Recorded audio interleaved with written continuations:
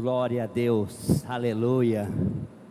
Você e eu somos um milagre. Você pode dizer amém? Amém. Quem acredita em milagres aqui? Aleluia. Você poderia dizer qual é o milagre que Deus fez na sua vida? O que você tem para contar como milagre? Meu irmão e minha irmã, quando falamos em milagre, acreditamos que Deus tem uma promessa. Queremos engrandecer o nome do Senhor. Viemos aqui para louvar e bendizer o nome do nosso Senhor Jesus Cristo. Que você possa sair daqui não como você entrou, mas que você possa sair daqui dizendo: obrigado, Senhor, porque o meu milagre chegou. Amém? Se ele não chegou, ele vai chegar. Tem um jovem novo na igreja, convertido. Chegando na igreja, ele disse: pastor, eu gostaria de pregar a palavra de Deus. E o pastor disse para ele: se prepara que no próximo domingo você vai trazer a mensagem. Ele disse: mas eu gostaria também de conhecer a palavra de Gênesis, Apocalipse. E o pastor disse: então vai estudar a palavra de Deus. E meados da semana ele mandou uma mensagem para o pastor e disse: pastor, eu comecei a ler a Bíblia, só que eu me deparei com a genealogia de Jesus e vi que ali tive algum problema, alguma dificuldade. Vamos deixar essa mensagem para outro dia. E ele disse: não tem uma forma melhor de eu aprender a Bíblia, mais rápido? O pastor disse: meu irmão, senta aqui. Se eu te ensinar a forma mais rápida de aprender a palavra de Deus, em 1 minuto, você prega a palavra? Ele disse: eu estou disposto. Quem está disposto aqui a pregar a palavra do Senhor? Não é só eu e os pastores desta igreja que tem que pregar a palavra, todos nós, porque o Senhor disse: ide pregar o Evangelho a toda criatura. Então, aquele pastor chamou aquele rapaz e disse: olha, eu gostaria de apresentar para você então, em 1 minuto, você pode anotar em casa aí, você que está nos assistindo, anote aí na sua agenda, que você vai aprender então junto comigo. Nós iremos aprender como pregar a Bíblia em 1 minuto. Está lá no texto do Evangelho de Mateus capítulo 22, versículo 37. Então aquele pastor chamou aquele jovem e disse para ele: olha, eu vou te mostrar como que você vai pregar a palavra em 1 minuto. Respondeu-lhe Jesus: amarás o Senhor teu Deus de todo o teu coração, de toda a tua alma, de todo entendimento. E este é o grande mandamento. Em segundo, semelhante a este, amarás o teu Deus. O segundo, semelhante a este, amarás o teu próximo como a ti mesmo. Destes 2 mandamentos dependem a lei e os profetas. Você não tem que adorar ao Senhor só com o coração. Você não pode adorar ao Senhor só com a sua alma, ou só com o seu entendimento. Mas a palavra de Deus está dizendo para nós que nós temos que amar ao Senhor de todo o nosso coração, de todo o nosso entendimento. Amarás ao Senhor teu Deus de todo o coração, com a sua alma e de todo o entendimento. É como se fosse o Pai, o Filho e o Espírito Santo. Você precisa ter entendimento da palavra, disse para aquele jovem. E disse para ele: olha, o segundo mandamento é amar o teu próximo como a ti mesmo. Amar a Deus sobre todas as coisas e teu próximo como a ti mesmo. Aquele jovem então pegou os seus amigos depois do culto e disse para os seus amigos: vamos embora. No meio do caminho, como uma plantação dessa que nós temos aqui, só que ali é de soja, eles se depararam com uma plantação de abóbora. E aí um amigo pegou a abóbora, o outro pegou a abóbora, e eles continuaram andando. Na segunda plantação, era a plantação que estava mais à frente. E ele disse, os amigos disseram: você não vai pegar? Ele disse: não vou pegar. Nós acabamos de sair da igreja e aprender que nós devemos amar a Deus sobre todas as coisas e o nosso próximo como a si mesmo. Como que eu vou roubar alguma coisa desse proprietário, se não é meu? O que eu não quero para o meu irmão, eu não quero para mim. Se eu não quero que ninguém faça mal para a minha família, eu vou fazer mal para outra família? Se eu quero que as pessoas não me roubem, eu vou roubar alguma coisa da outra pessoa?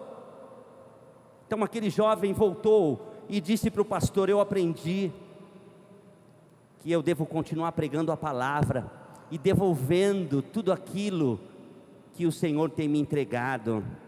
Deus tem te dado milagre. Eu tenho muitos milagres para contar aqui. Eu sou um milagre. O irmão orou comigo ali e disse: pastor, essa música realmente você é um milagre.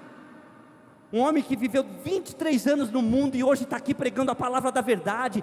Senhor, o Senhor foi lá e me resgatou das trevas para a maravilhosa luz. Você que tem um filho ou uma filha, tem alguém, o seu casamento está acabado. A palavra de Deus está dizendo: ama o Senhor e ama o seu próximo. Se conserta com Deus, conserta a sua família. Muitos anos atrás, saiu um artigo na revista Times, com um título que dizia: Deus está morto. No dia seguinte, de frente à casa de Billy Graham, muitos homens estavam ali, perguntando para Graham: saiu na revista Times, que Deus está morto. Ele disse: como? Vocês estão malucos? Eu estava falando com ele agora. Você já falou com Deus hoje? Será que Deus está morto na sua casa? Que você não tem força para acordar de manhã e ler a Bíblia com seu filho? Será que você não pode abrir o seu coração para o Senhor? Qualquer um de nós pode falar com Deus e ouvir a Deus. Quem crê nisso? Qualquer um de nós temos livre acesso. O véu foi rasgado. Esse véu não foi rasgado de baixo para cima, foi rasgado de cima para baixo. E quem rasgou esse véu, quem foi? Ele rasgou o véu. Nós temos livre acesso. Nós não precisamos mais de intermediário entre nós e Deus. Acorda de manhã, lê a palavra, ora com a sua família, busca o Senhor de todo o teu coração, de toda a tua alma, porque você vai receber o milagre. Quem crê nisso, diga amém no nome de Jesus. A Bíblia não é um livro, meu irmão, colecionado, aonde você todo ano troca de Bíblia, porque aquela Bíblia tem a capa bonita. Olha, agora essa Bíblia tem um espelho, aquela tem uma espada. Não, a Bíblia não é para ser colecionada, a Bíblia é para ser lida, a Bíblia é para ser pregada. Ide por todo o mundo, pregai o Evangelho. A Bíblia também não é para ficar aberta em cima de um cômodo dentro de casa. No Salmo 23, que você vai deixar lá e você vai receber a bênção por osmose. O que é osmose, pastor? Pensamento. Eu pensei que o Senhor é meu pastor e nada me vai faltar. Mas você não lê, você não medita, você não pratica a palavra do Senhor. Você não tem uma célula na sua casa, você não tem a mensagem da palavra do Senhor para o seu vizinho, para o seu amigo. Eu contei um testemunho aqui de manhã, vou contar outro aqui agora. Eu estava conversando com um irmão essa semana e ele disse para mim: pastor, eu fui convidado para vir na igreja e uma vizinha minha me convidou. Eu tinha acabado de mudar para Mato Grosso do Sul Dourados. Aprendi, viu? Ó, amém? Olha só. E aí aquele irmão disse: aquela minha vizinha me convidou, só que hoje eu estou aqui na igreja e ela sumiu, não está mais na igreja. Talvez você está aqui por alguém que te convidou, mas aquela pessoa que te convidou não está mais aqui, mas você foi atrás dela, você ligou para ela, você perguntou aonde ela está, e ele disse: não, pastor, ela está em outra igreja. Falei: amém, glória a Deus. Queria dizer para você, meus irmãos, que nós devemos nos preocupar com aqueles que estão fora da presença, que não está mais vindo, que está longe de Deus. John Piper, um pastor norte-americano batista, ele disse assim: olha, pode roubar as minhas pernas, os meus braços, mas que ninguém consiga roubar a Bíblia de mim, para que eu consiga edificar o meu corpo, o conhecimento da palavra, para que eu possa entrar no céu. Então você tem a Bíblia na sua casa. Quem lembra dos Gideões aqui? Eu lembro que quando eu trabalhava numa empresa, eu fui para o Rio de Janeiro trabalhar, eu não era evangélico, e eu estava num hotel, e aí quando eu cheguei no hotel, tomei um banho, fui descansar, falei, vamos ver o que tem dentro dessa gaveta aqui. E aí quando eu abri a gaveta, tinha uma Bíblia lá dentro. E aí eu disse, o que é isso aqui? Não entendi nada, e guardei, deixei aquela Bíblia lá. Aos 23 anos que eu fui ler a primeira Bíblia, que é a minha esposa que está ali, que me deu a Bíblia. E quando eu levei ela para mostrar para a minha avó disse, olha, se você ler essa Bíblia, você vai ficar louco. Não lê. Falei, por que, vó? Ela disse, para você ler a Bíblia, você precisa entendê-la. E você não tem entendimento para isso. Sabe por quê? Porque nós podemos só entender a palavra através do Espírito Santo de Deus. O Espírito Santo de Deus sopra onde Ele quer, como Ele quer, na hora que Ele quer. Acabamos de falar aqui que nós acreditamos em milagre. Era um homem que lia a palavra de Deus e não sabia nada. Então nós iremos aprender aqui neste momento.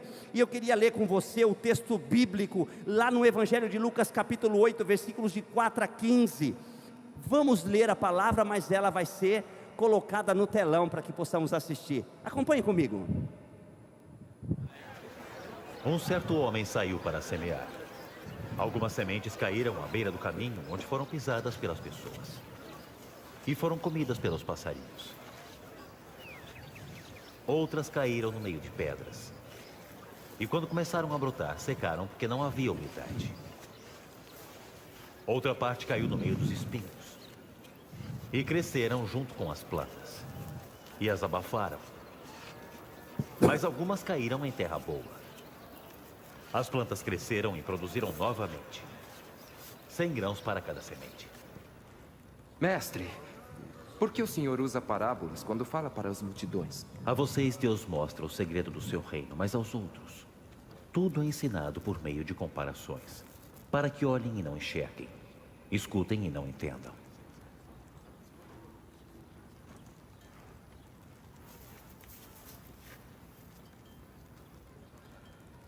Esta parábola quer dizer o seguinte: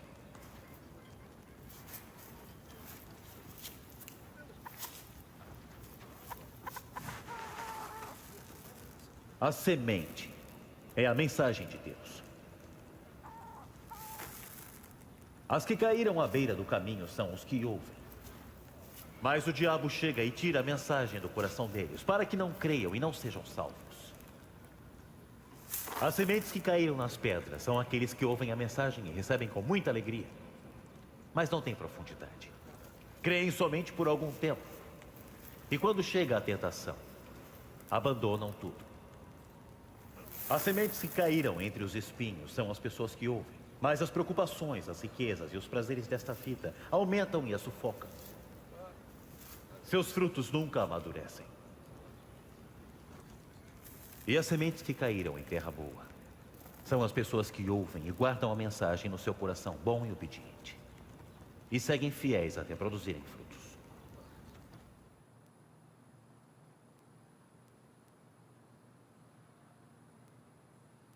Som, aleluia. Vamos orar? Queria convidar você a orar comigo agora, em nome de Jesus. Vamos orar. Senhor Deus e Pai Todo-Poderoso, Pai Celestial, nós te agradecemos por este momento de comunhão, aprendizado da Tua Palavra. Nós nos reunimos aqui, Senhor, para te agradecer, para dizer que o Senhor é o nosso semeador, é aquele que semeia a semente preciosa da Tua Palavra nos corações que entraram aqui. Oh Pai, que haja milagre nesta noite. Oh Pai, que a Tua igreja entenda, Pai, que essa semente ela vai germinar, se Ele abrir o coração. Damos graças ao Senhor pela natureza viva e eficaz da Tua Palavra, que é capaz de penetrar, Pai, profundamente na nossa vida.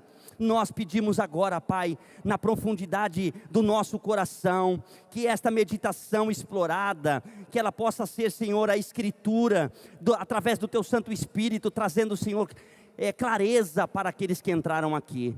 Nós te pedimos, Pai, nos abençoa, perdoa os nossos pecados, em nome de Jesus. Quem crê nisso, diga amém. Deus fala comigo e fala com você através da Bíblia, meu irmão.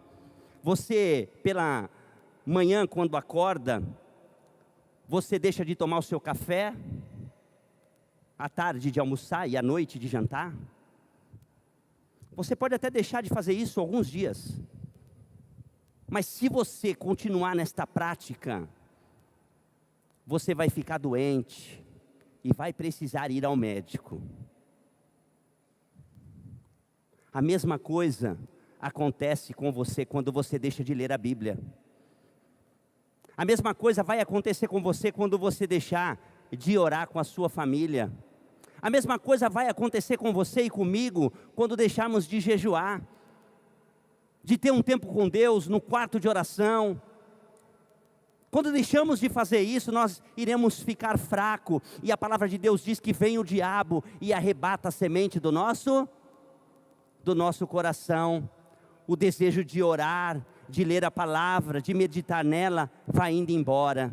A palavra do Senhor diz para nós que toda a Escritura é inspirada por Deus, lá no texto de 2 Timóteo, capítulo 3, versículo 16. Queria que você acompanhasse comigo e não me deixasse sozinho. Toda a Escritura é inspirada por Deus e útil para o ensino, para a repreensão, para a correção, para a educação da justiça, a fim de que o homem de Deus seja perfeito e perfeitamente habilitado para toda obra. Toda a Escritura é o que, igreja? Inspirada por Deus e útil para o ensino, para a repreensão e para a correção.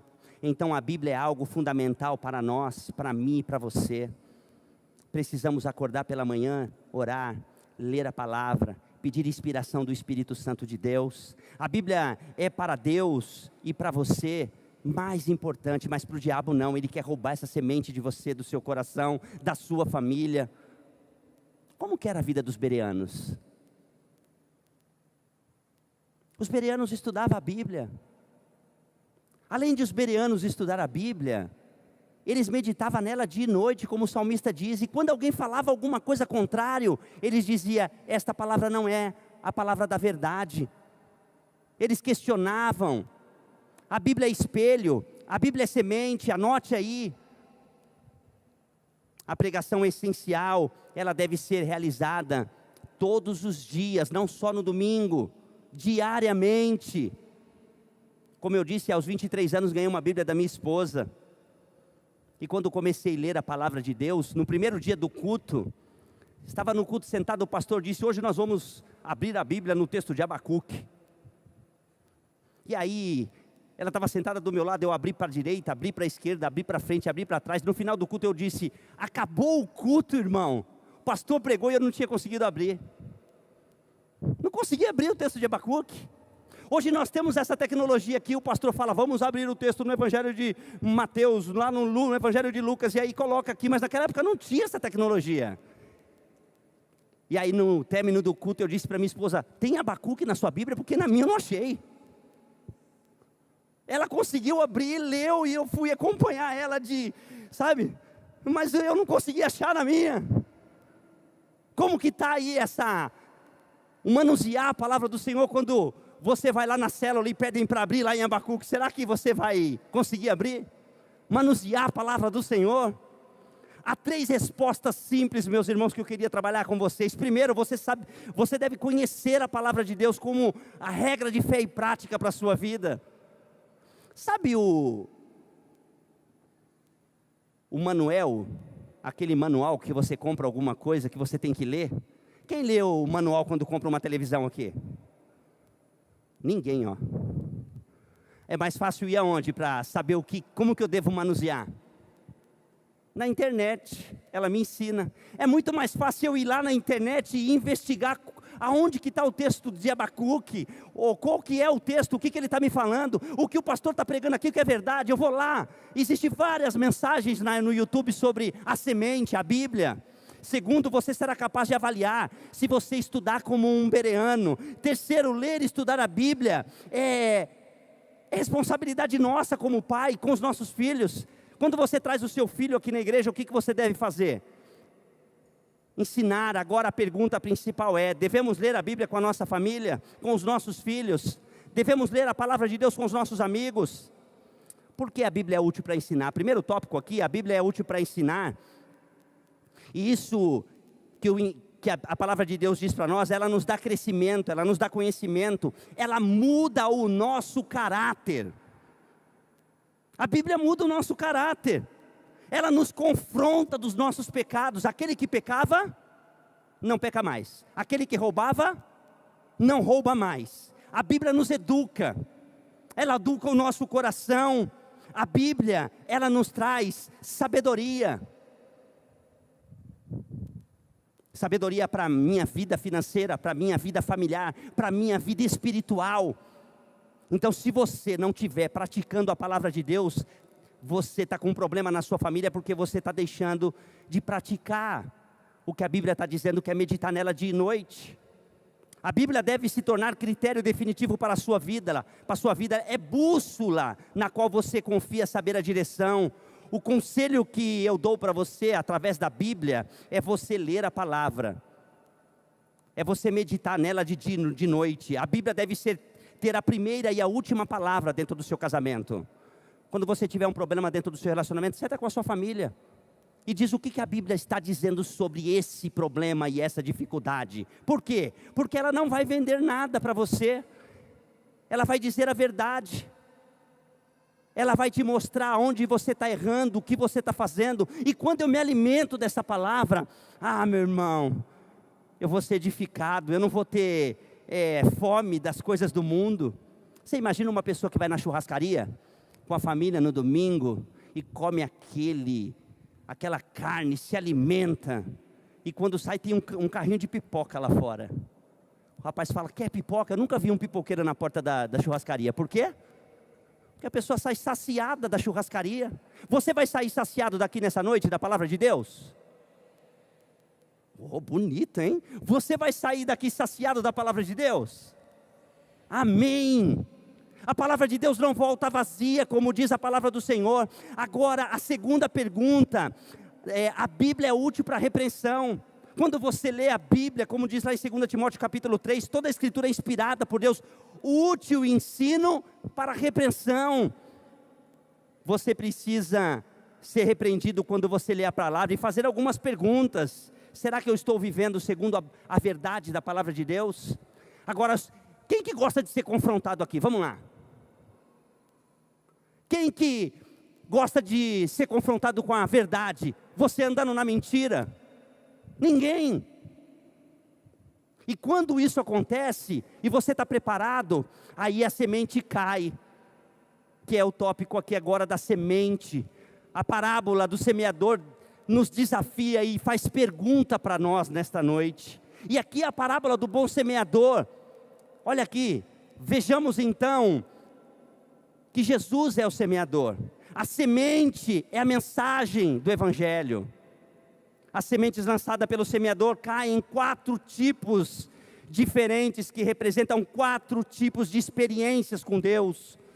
E qual é o tipo de experiência que você tem tido com Deus, meus irmãos? Aqui na parábola do bom semeador, Jesus, como semeador, a semente é uma mensagem do Evangelho. E aqui a primeira mensagem que ele está dizendo que ela cai, essa semente, ela cai à beira do caminho.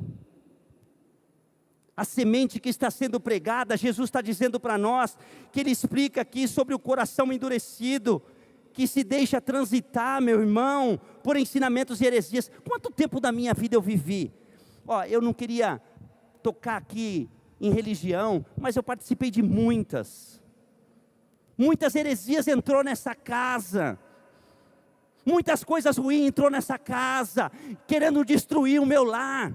Eu estava no fundo do poço, mas o Senhor foi lá e me resgatou, aleluia, uau! E como que eu fui alcançado, igreja? Quando alguém me apresentou a Bíblia. E quem foi que me apresentou a Bíblia, igreja? A Silvia. Ela me entregou a Bíblia. A semente que caiu à beira do caminho, quase o diabo arrancou do meu coração. Sabe por quê? Porque quando eu fui na igreja, e aí eu comecei a ler a Bíblia, o que aconteceu? Eu não conseguia entender. Eu consegui abrir a Bíblia no texto de Abacuque?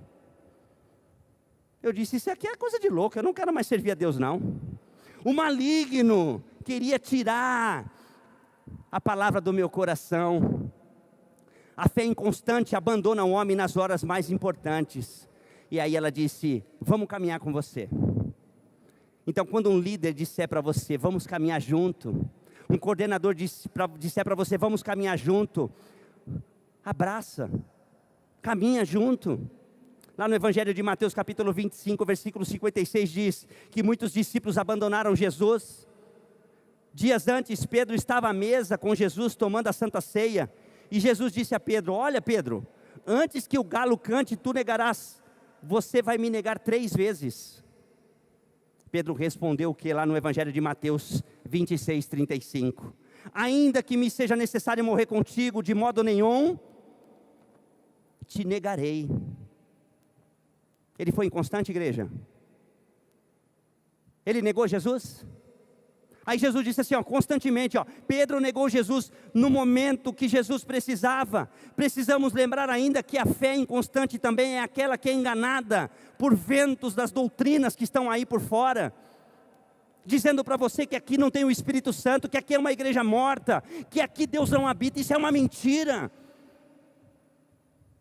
Aqui no texto de Efésios, capítulo 4, versículo 14, que diz, para que não mais sejamos como meninos, agitados de um lado para o outro, levados ao redor de todo vento de doutrina, pela artimanha dos homens, pela astúcia com que induzem ao erro. A fé inconstante é o elemento que faz com que o cristão fique um dia desanimado, outro dia alegre. Parece que ele é igual a bolsa de valores, um dia ele está em cima, outro dia ele está embaixo. Aí você acorda de manhã e diz, ô irmão, a paz do Senhor, bom dia. Ele diz, só se for para você. Inconstante na vida. Segundo momento, essa semente ela foi semeada num solo. Qual solo que foi esse? Qual é o solo que Deus tem colocado a semente? Será que esse solo é rochoso? O solo rochoso aonde a semente inicialmente brota, mas logo murcha, porque aquela pessoa se encontra sufocada. Olha o que diz o texto, o versículo de número 5 e 6. Ele diz assim, Lucas 8, versículos de número 5 e 6. Está aí para nós. Gostaria de ler com você. Outro caiu num solo rochoso, aonde a terra era pouca e logo nasceu. Visto que não é profunda a terra, saindo, porém, o sol a queimou e porque não tinha raiz secou. O solo rochoso aqui representa o coração superficial, que aceitam a palavra com alegria, mas desiste quando enfrentam dificuldades. Quer ver? Quem já passou dificuldade essa semana aqui? Levanta a mão. Mas você está aqui, você não desistiu. Não pode, meu irmão, a raiz tem que estar firmada sobre a rocha, que é Jesus Cristo, porque vai vir um vendaval, vai vir a dificuldade, vai vir o problema, mas você não pode desistir. E a palavra de Deus diz assim para nós, que nós devemos ser perseverantes na fé, apesar dos desafios. E este tipo de pessoa ouve com alegria a palavra de Deus, reconhece o seu poder, mas é algo que dura muito pouco. Quando vem a tempestade, quando vem a dificuldade, ele desiste. Quando vem as perseguições, desiste da palavra, porque quando ele olha para o irmão, ele se escandaliza, ele diz, aquele irmão lá que diz que é cristão, que está na igreja, e aí ele abandona a fé. E o que caiu entre os espinhos, no Evangelho de Lucas 8, versículo de número 7, fala da compreensão da tentação. Um solo com espinhos, por exemplo, ilustra com as preocupações mundanas, idolatria e a busca por riqueza, sufoca ele. O mundo sufoca você. Você diz, eu não posso vir na igreja porque eu trabalho, porque eu preciso trazer o valor para dentro da minha casa, eu preciso pagar minhas dívidas. Buscar em primeiro? Buscar em primeiro o reino de Deus, e as outras coisas serão acrescentadas. O mundo não pode sufocar você. Os problemas não podem sufocar a sua família.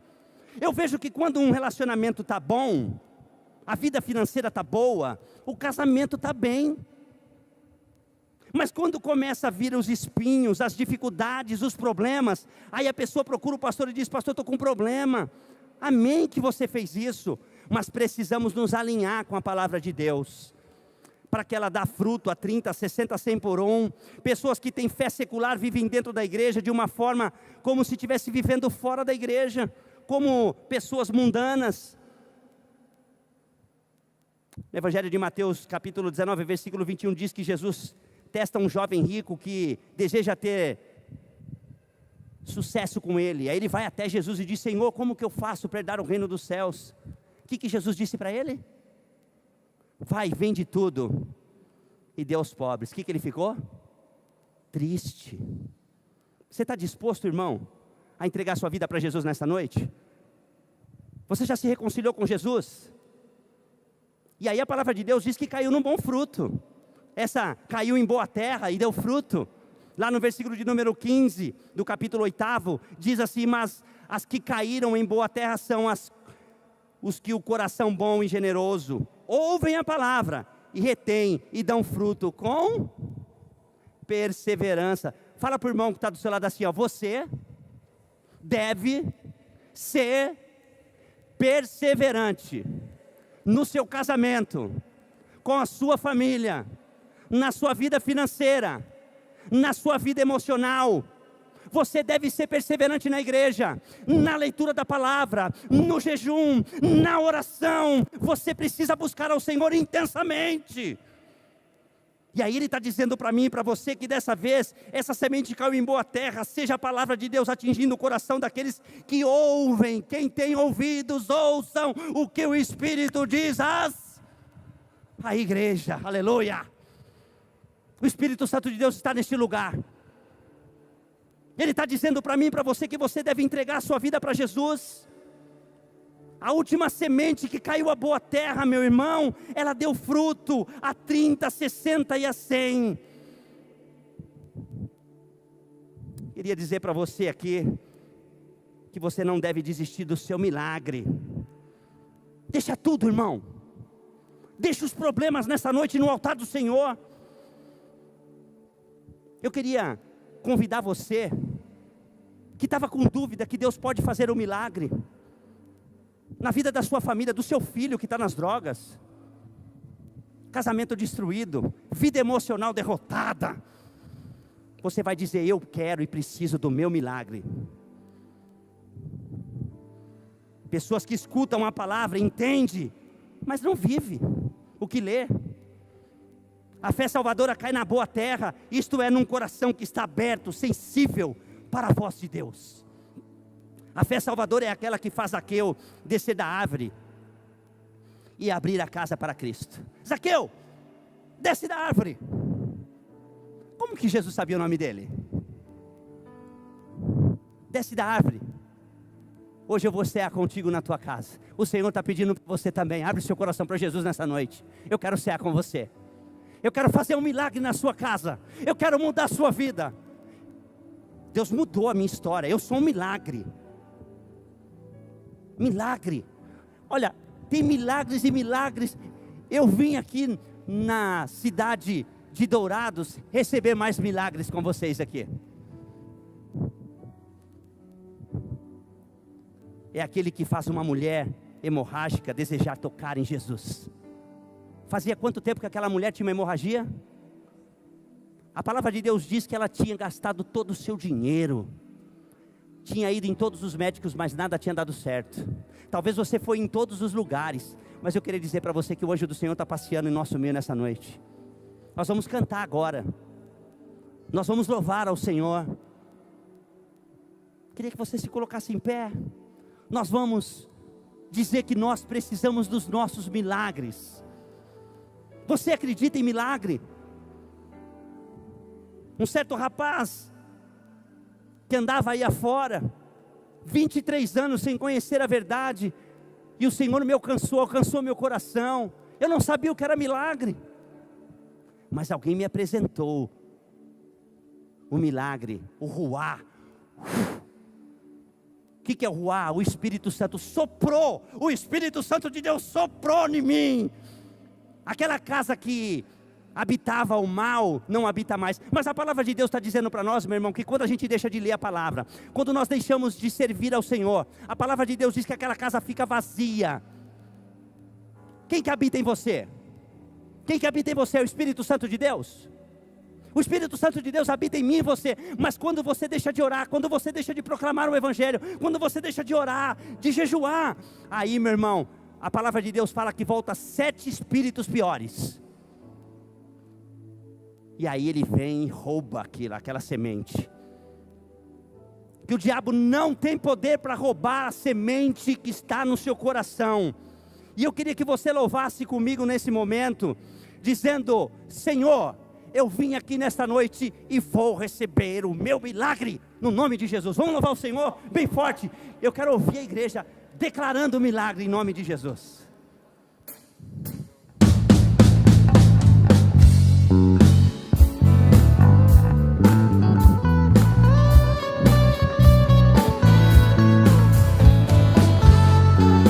Oh glória, louvado seja o nome de Jesus. Tenho uma promessa pra viver, não tenho mais tempo a perder. Pra trás eu deixo tudo que me faz. Eu vou viver meu milagre. Eu vou viver meu milagre.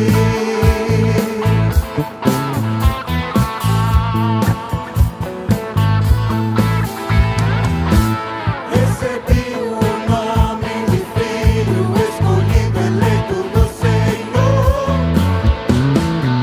Pra mim Jesus deixou o seu Espírito. Eu vou viver meu milagre. Eu vou viver me santificar, buscar mais unção, conhecer-te além do véu, no santo dos santos, ser transformado à tua imagem, meu Jesus. Me santificar, buscar mais unção, conhecer-te além do véu, no santo dos santos, ser transformado à tua imagem, meu Jesus.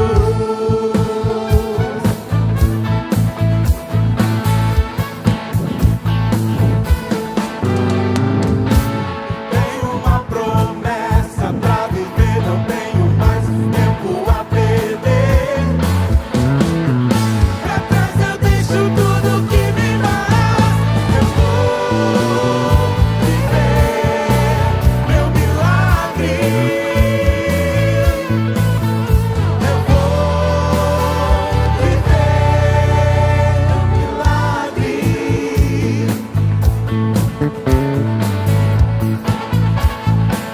Oh glória.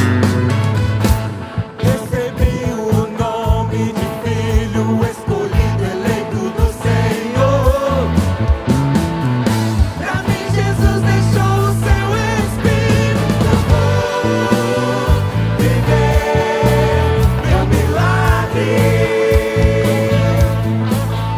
Eu vou viver. Oh glória. Aleluia. Vamos dar uma salva de palmas para Jesus. Ele é o nosso milagre. Eu queria te convidar, meu irmão, você que precisa de um milagre, você que acabou de dizer: eu sou um milagre, mas você precisa de milagre. Eu queria te convidar a você vir aqui à frente. Nós iremos orar por você. Nós temos 30 anos de casado, eu e minha esposa. Já contei aqui na vez que eu vim. Com 15 anos, Deus deu um milagre de 3 filhas para nós. Talvez seja uma gravidez, talvez seja um emprego, um milagre da salvação, da cura, da libertação. Vem aqui na frente, eu queria te convidar para a gente orar com você. Em nome de Jesus. Aleluia. Glória a Deus. Obrigado, Senhor. Obrigado, Senhor. Nós gostaríamos aqui nesta noite, Pai, de agradecer, porque o Senhor é o nosso milagre. O Senhor tem feito tantos milagres e há de fazer este milagre agora. O Senhor fez na vida daquela mulher que tinha hemorragia. Oh Pai, o Senhor é aquele que sopra com teu Espírito sobre nós. Nós temos livre acesso, Pai, entre o Senhor aqui na terra e o Senhor lá no céu, porque o Senhor disse que estaria intercedendo por nós diante do Pai. Eu te peço em nome de Jesus, continue fazendo milagres. A Bíblia para nós é a palavra de Deus. Oh Pai, o Senhor como o Espírito Santo sopra agora nos corações que vieram aqui. Que o Senhor possa fazer um milagre na vida da família que tem um filho dependente químico. Cura ele, restaura, Pai. Problema financeiro, problema familiar. Vida, Senhor, quebrada, restaura, Pai. Alinha essa vida no altar do Senhor. E que se houver algum desigrejado aqui, longe, o inimigo roubou a semente, nós te pedimos, Pai, que o Senhor possa curar e abençoar no nome de Jesus, amém? Vamos dar uma salva de palmas para o nome de Jesus, que Deus te abençoe, louvado seja o nome do Senhor.